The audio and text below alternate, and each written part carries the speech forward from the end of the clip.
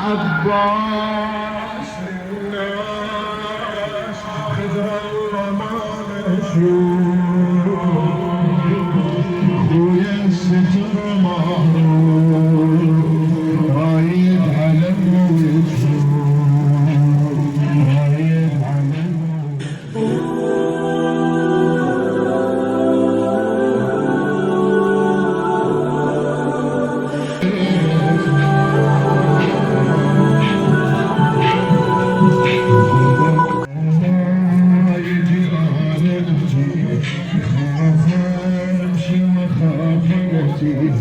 راح اضيع وماكو راحه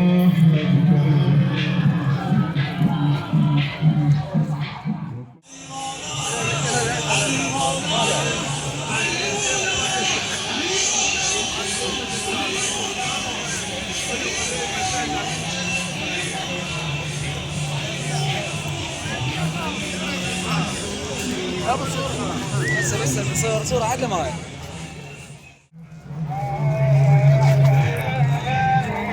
Go.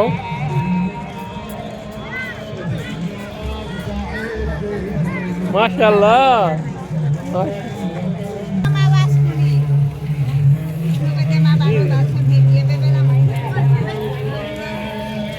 اسم زهراء زهراء شهد نور. تفضلوا زوار شرفون ابويا زوار تعشوا زوار تعشوا ابويا زوار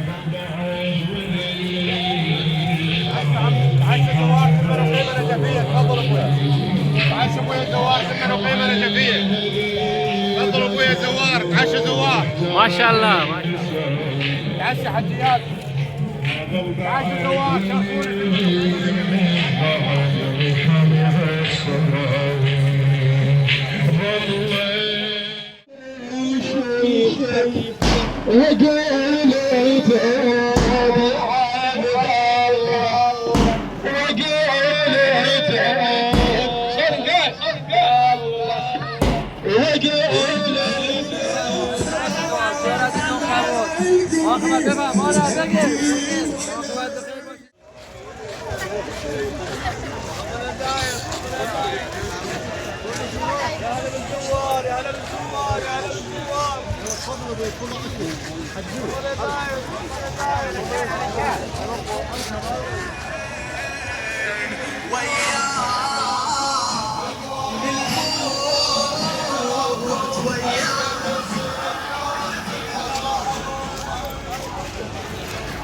عشا يا زاير تفضلوا تعشوا زوار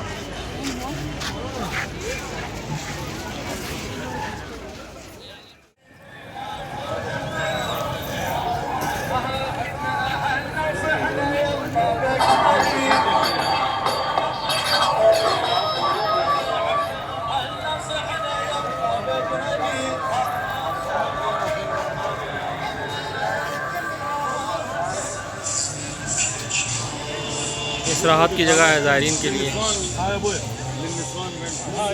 جمعیت نیستا بلند و یک صدا دستتو به نشانه بیعت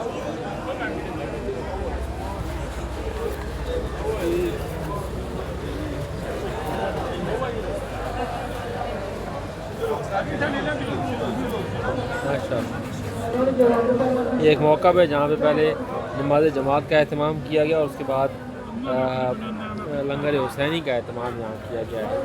ये देखें ज़ाहिरीन की खिदमत की जा रही है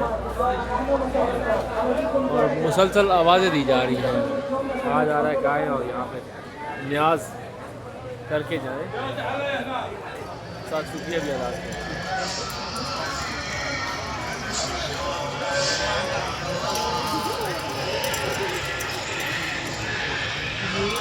करें.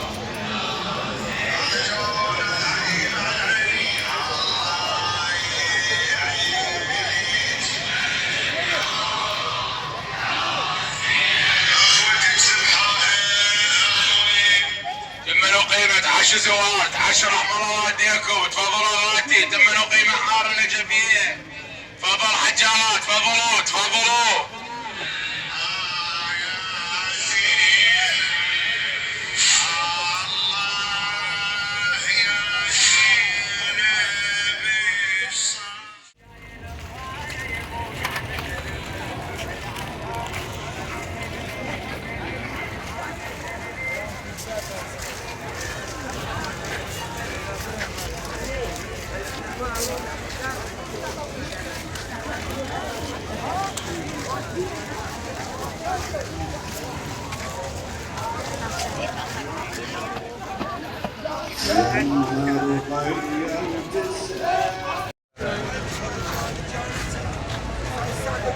पाकिस्तानी मौक़िफ़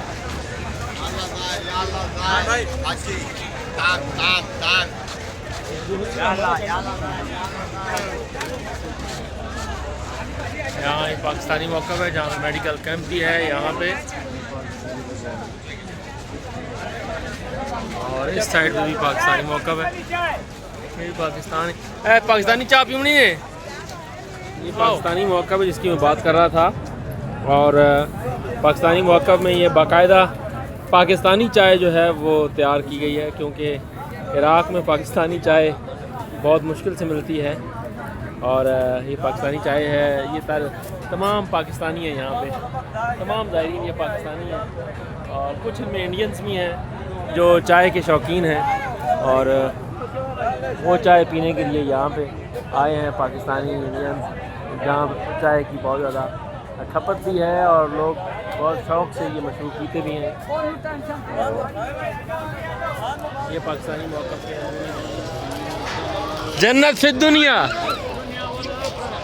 दुनिया वाला आखिरा खिदमत, माशाअल्लाह।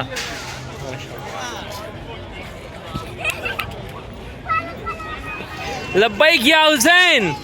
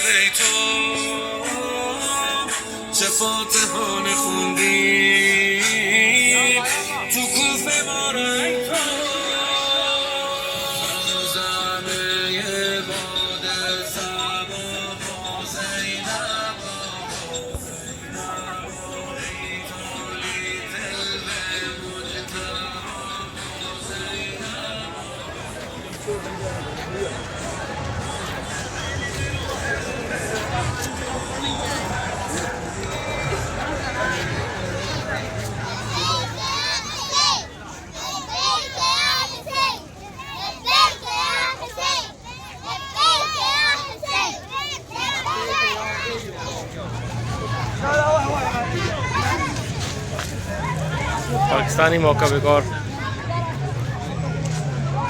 आपको शरबत, और यहाँ पे फ़ी सबीलिल्लाह मशीनें लगी हुई हैं। लोगों के बैग अगर फट जाएं या जूते फट जाएं तो उसकी सिलाई की जाती है। ये फ़ी सबीलिल्लाह कर रहे हैं, ज़ायरीन की खिदमत ये की जा रही है। मुख्तलिफ़ जगह पे मौक़िफ़ हैं जहाँ पे मेडिकल की चीज़ें मिलती हैं, जहाँ पे कुछ जगहों पे सिर्फ मेडिकल नहीं है बल्कि वहाँ पे दीगर सहूलतें भी हैं, जैसे मसाज करना और इस तरह की चीज़ें भी हैं।